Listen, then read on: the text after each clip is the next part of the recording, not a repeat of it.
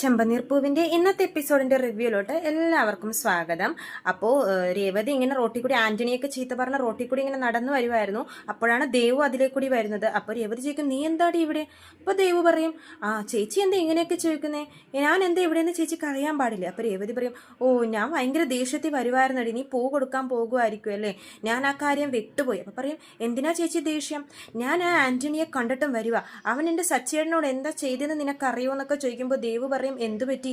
അന്ന് ശരത്തിനെ തല്ലിയ കാര്യത്തിൽ ആന്റണി ആ സച്ചേടന്റെ സുഹൃത്തുക്കളോടൊക്കെ എത്രയും പെട്ടെന്ന് പലിശ മുതൽ അടക്കണം, അല്ലെങ്കിൽ നിങ്ങളുടെ എല്ലാവരുടെയും കാർ ഞാൻ എടുത്തോണ്ട് പോകും, സച്ചേട്ടൻ കാളി വന്ന് മാപ്പ് വീണാൽ മാത്രമേ ഇതിനൊരു പരിഹാരമുള്ളൂ എന്നൊക്കെ ആന്റണി പറഞ്ഞു. അതുകൊണ്ട് തന്നെ സച്ചേട്ടൻ കാറ് വിറ്റ് അവരുടെ കടമൊക്കെ തീർത്തു എന്ന് പറയും.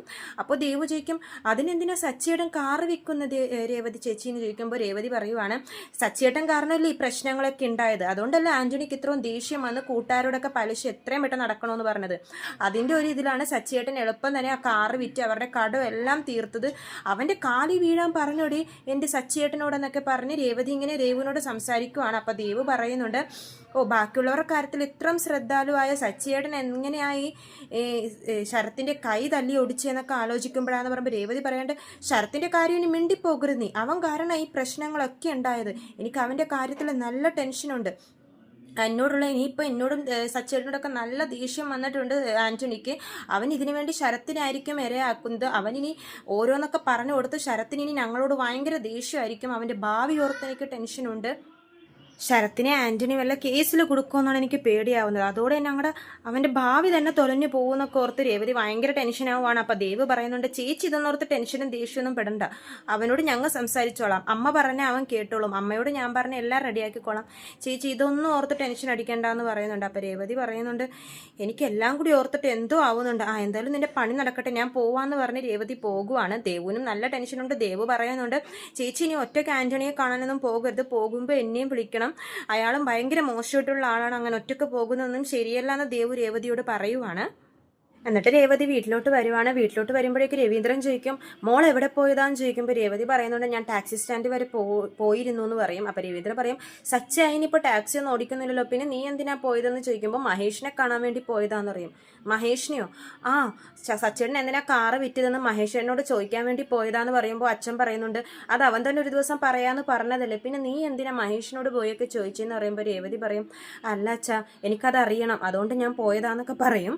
അപ്പോൾ അച്ഛൻ പറയുന്നുണ്ട്, എന്നിട്ട് അവൻ വല്ലതും പറഞ്ഞു എന്ന് പറയുമ്പോൾ രേവതി പറയുന്നു, സച്ചിയേട്ടൻ ഒരു നല്ല കാര്യത്തിന് വേണ്ടിയാണ് അച്ഛാ കാറ് വിറ്റത്, അന്ന് ശരത്തുമായിട്ടൊരു പ്രശ്നം ഉണ്ടായിരുന്നില്ലേ, അന്ന് സച്ചിയേട്ടൻ ആന്റണിയുടെ മേത്ത് കൈവച്ചായിരുന്നു, അതിൻ്റെ ദേഷ്യത്തിൽ അവരോട് കാറൊക്കെ എളുപ്പം പലിശയും മുതലും എല്ലാം അടക്കണം, അല്ലെങ്കിൽ നിങ്ങളുടെ കാറൊക്കെ ഞാൻ എടുത്തോണ്ട് പോവും, സച്ചേട്ടനോട് കാല് പിടിക്കണം എന്നൊക്കെ പറഞ്ഞ കഥകളൊക്കെ അച്ഛനോട് പറയുവാണ്. അപ്പം അച്ഛൻ പറയും, അതിനെപ്പറ്റി രേവതി പറയും, അതുകൊണ്ടാണ് സച്ചേട്ടൻ കാറ് വിറ്റ് അവരുടെ കടമൊക്കെ തീർത്തു അച്ഛാന്ന് പറയുമ്പോൾ അച്ഛന് സന്തോഷമാവും, അല്ലെങ്കിൽ എൻ്റെ മോൻ എന്ത് ചെയ്താലും അതിലൊരു കാര്യം ഉണ്ടാവും, ഞാൻ പറഞ്ഞില്ലേ അവൻ നല്ലവനാ, അവൻ എന്തെങ്കിലും ഒന്നും കാണാണ്ട് അവൻ ഇങ്ങനെ ഒന്നും ചെയ്യില്ല, പക്ഷേ ഈ പ്രശ്നത്തിന് കാറ് വിറ്റിന് വേറെ എന്തോ കാരണം കൂടി ഉണ്ടെന്നാണ് എനിക്ക് തോന്നുന്നതെന്ന് പറയുമ്പോൾ രേവതി പറയുന്നുണ്ട്, വേറെന്ത് കാര്യം വെച്ചാൽ അത് എന്തോ ഉണ്ട്, അത് എപ്പോഴാണെന്ന് വെച്ചാൽ അവൻ പറയട്ടെ, ഇനി ചോദിക്കാനോ നിൽക്കണ്ട, ഏതായാലും നീ ഈ വിവരം എന്നോട് പറഞ്ഞ കാര്യം സച്ചിനോട് പറയണ്ട, സച്ചിയായിട്ട് എന്നോട് എപ്പോൾ പറയുന്നു അപ്പം പറയട്ടെ എന്ന് പറഞ്ഞ് അങ്ങനെ നിൽക്കുവാണ്.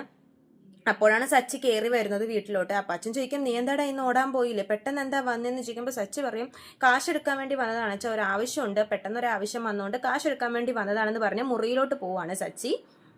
എന്നിട്ട് രേവതി മുറിയിൽ സച്ചിൻ്റെ അടുത്തോട്ട് പോവാണ്. എന്നിട്ട് സച്ചിനെ ഇങ്ങനെ നോക്കിക്കൊണ്ടിരിക്കും. അപ്പൊ സച്ചിക്ക് നല്ല ദേഷ്യം വരും. എന്തിങ്ങനെ നോക്കിക്കൊണ്ടിരിക്കുന്നതെന്ന് ചോദിക്കുമ്പോൾ രേവതി പറയുന്നുണ്ട്, നിങ്ങൾ എന്നിൽ നിന്നും മറച്ചു വെച്ച സത്യം ഞാൻ അറിഞ്ഞു എന്ന് പറയുമ്പോൾ സച്ചി ഒന്ന് ഞെട്ടും. സച്ചി ഓർക്കും ഇനി ശരത്തിന്റെ കാര്യമാണോ എന്നോർത്ത് ഇങ്ങനെ വിചാരിച്ചിരിക്കുമ്പോൾ രേവതി പറയും, നിങ്ങൾ എന്തിനാ കാറ് വിറ്റെന്ന് ഞാൻ അറിഞ്ഞു എന്നൊക്കെ പറയുമ്പോൾ സച്ചി ഒന്നും മിണ്ടില്ലേ, നീ എങ്ങനെ അറിഞ്ഞു? അതൊക്കെ ഞാൻ അറിഞ്ഞു, നിങ്ങളെ കാശ് സുഹൃത്തുക്കളുടെ കാർ എടുത്തോണ്ട് പോകുമെന്ന് പറഞ്ഞോണ്ടല്ലേ നിങ്ങൾ കാറെടുത്ത് നിങ്ങളുടെ കാറ് വിറ്റ് ആ കടമൊക്കെ തീർത്തത്, ഞാനിപ്പോൾ ആന്റണിയെ കണ്ടാ വന്നത്. അപ്പോൾ സച്ചി പറയും, നീ എന്തിനാ ആന്റണിയെ കാണാൻ പോയത്, അവന്റെ മോന്തക്കിട്ടൊന്ന് പൊട്ടിക്കാൻ വേണ്ടി പോയതാന്ന് രേവതി പറയുമ്പോഴേക്കും സച്ചി ചീത്ത പറയുന്നുണ്ട്, നീ എന്താ വലിയ സിനിമാ നടിയാണെന്നാണ് വിചാരം അവനെ കാണാൻ വേണ്ടി പോകാൻ വേണ്ടിയിട്ട്, ഇത് ഞാനും അവനും തമ്മിലുള്ള പ്രശ്നമാണ്, എന്തിനാ നീ ഇതിൽ ഇടപെടുന്നു എന്നൊക്കെ പറഞ്ഞ് രേവതിയെ ചീത്ത പറയുന്നുണ്ട്. രേവതി പറയുന്നുണ്ട്, പിന്നെ എൻ്റെ ഭർത്താവിൻ്റെ അടുത്ത് കാലി വീഴാൻ പറഞ്ഞാൽ ഞാൻ പോയി ചോദിക്കണ്ടേ, ഞാൻ അവന്റെ മോന്തക്കിട്ട് നോക്കി ഒരെണ്ണം പൊട്ടിക്കാൻ വേണ്ടിയാ പോയതെന്ന് പറയുമ്പോൾ സച്ചി പിന്നെയും ചീത്ത പറയുന്നുണ്ട്, ജാൻസി റാണിയാണെന്നാണോ നിന്റെ വിചാരം എന്നൊക്കെ പറഞ്ഞ് രേവതി കുറേ ചീത്ത പറയുന്നുണ്ട്. രേവതി അപ്പോൾ ദേഷ്യം വരുവേ, സച്ചി സന്തോഷം ആകർഷിക്കും എന്നൊക്കെ ഓർത്താണ് രേവതി പറഞ്ഞത്. അപ്പൊ രേവതി പറയും നിങ്ങളോടൊക്കെ പറയുന്നതിലും ഭേദം വല്ല മൃഗശാലയിൽ പോയി പറയുന്നതാന്ന് പറയുമ്പോഴേക്കും സച്ചി കാശെടുത്ത് രേവതിക്ക് കൊടുക്കും. എന്നിട്ട് പറയും 5-10 കിലോമീറ്റർ കഴിഞ്ഞാൽ ഒരു മൃഗശാലയുണ്ട്, അവിടെ പോയി മൃഗങ്ങളോട് സംസാരിക്കും, അവനോട് കിടന്ന് ഒച്ചെടുക്കാൻ നിനക്ക് നല്ല ധൈര്യം ഉണ്ടല്ലോ, നീ ആദ്യം നിന്റെ അനിയനെ നിലക്ക് നിർത്തുന്നൊക്കെ പറയുമ്പോൾ രേവതി പറയുന്നുണ്ട് ഞാൻ എന്താ അവൻ എന്ത് ചെയ്തിട്ടാണെന്ന് പറയുമ്പോഴേക്കും സച്ചി പറയുന്നുണ്ട് അവൻ ആന്റണിയുടെ കൂടെയല്ലേ, ആന്റണിയെ ചീത്ത പറയുന്ന നേരത്തിന് നീ നിന്റെ അനിയനെ പറഞ്ഞ് ശരിയാക്കാൻ പറയും.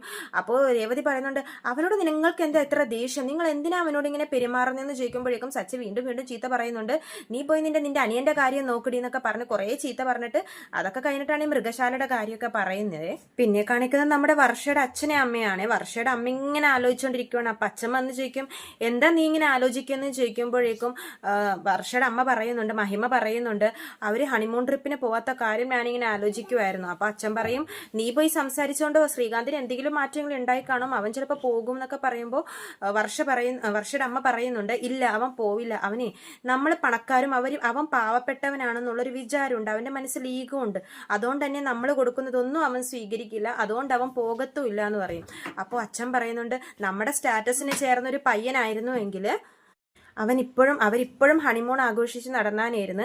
ഇത് അവന്റെ ശമ്പളത്തിന് അവൻ എന്ത് ശമ്പളം ഉണ്ടാവാനാ, ആ ശമ്പളത്തിന് അവരെവിടെ പോകാനാണെന്നൊക്കെ പറയുമ്പോഴേക്കും അമ്മ പറയുന്നുണ്ട് പിന്നെ നമ്മുടെ സ്റ്റാറ്റസിനുള്ള പയ്യൻ നിങ്ങൾ കണ്ടുപിടിച്ച ആ പയ്യനെ വർഷ കെട്ടിയിരുന്നെങ്കിൽ വർഷ ഇപ്പൊ അവനെയും കൊന്ന് വല്ല ജയിലിലും പോയി കിടന്നാനെ. ശ്രീകാന്ത് നല്ല പയ്യനാ, അവളെ ഭയങ്കര ഇഷ്ടമാണ്, എനിക്ക് എങ്ങനെ അവർ ഈ വീട്ടിൽ കൊണ്ടുവന്ന് നിർത്തണമെന്ന് പറയുമ്പോഴേക്കും വർഷയുടെ അച്ഛൻ പറയുന്നുണ്ട് ഈ വീട്ടിലോ അതെന്തിനാ ഇങ്ങോട്ട് കൊണ്ടുവന്ന് നിർത്തുന്നത്, പിന്നെ നമ്മുടെ മോളെ നമ്മുടെ കൂടെ നിർത്തണമെന്ന് നിങ്ങൾക്കും ആഗ്രഹമില്ലേ എന്ന് പറയുമ്പോൾ വർഷയുടെ അച്ഛൻ ഒന്നും മിണ്ടില്ലേ. നിന്നെ ഹോട്ടലിൽ നിന്ന് ഇറക്കി വിട്ടവനാ അവൻ ഈ വീട്ടിൽ വന്ന് നിൽക്കും നിനക്ക് തോന്നുന്നുണ്ടോ, അവനെന്ന് പറഞ്ഞാൽ അവന്റെ വീട്ടുകാരോട് അത്ര അറ്റാച്ച്മെന്റ് ഉള്ള പയ്യനാ, അവനപ്പം ഇങ്ങോട്ട് വരില്ല എന്ന് പറയുമ്പോഴേക്കും മഹിമ പറയുന്നുണ്ട് ഞാനൊരു കാര്യം തീരുമാനിച്ച് നടത്തുമെന്ന് നിങ്ങൾക്കറിയാലോ, അതുകൊണ്ട് ഞാൻ അവരെങ്ങനെ ഇങ്ങോട്ട് കൊണ്ടുവരും, നിങ്ങൾ വേണമെങ്കിൽ കണ്ടോ എന്നൊക്കെ പറയുവാണ്. കാണിക്കുന്നത് സച്ചി ഒരാളെയും കൊണ്ട് പാർട്ടി ഓഫീസിൽ ഡ്രോപ്പ് ചെയ്യാൻ വേണ്ടി വരുവാണേ. അപ്പോൾ അവിടെ വെച്ച് സച്ചിയുടെ ഒരു ഫ്രണ്ട് അനൂപ് എന്ന് പറഞ്ഞ ഒരാളെ കാണുവാണ്.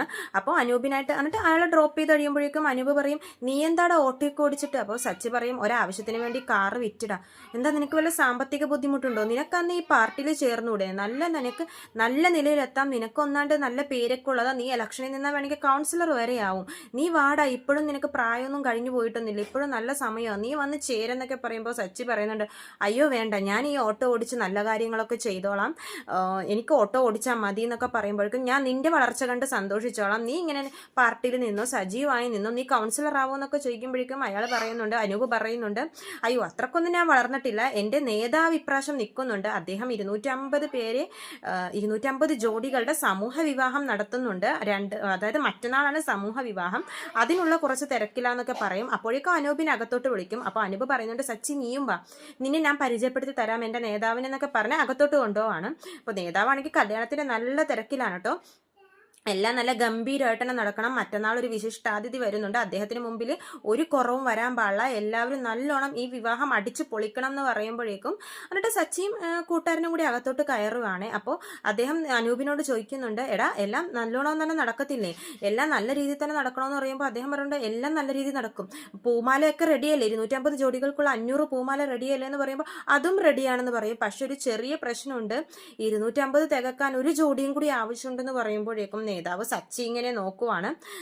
ഒരാൾ കുറവുണ്ടെന്ന് പറയുമ്പോൾ നേതാവ് പറയുന്നുണ്ട് ഫ്രീ ആയിട്ട് കല്യാണം നടത്തി കൊടുക്കാന്ന് പറഞ്ഞിട്ട് പോലും ഒരാളും റെഡിയാവുന്നില്ല എന്ന് പറഞ്ഞാണ് സച്ചിനെ നോക്കുന്നത്.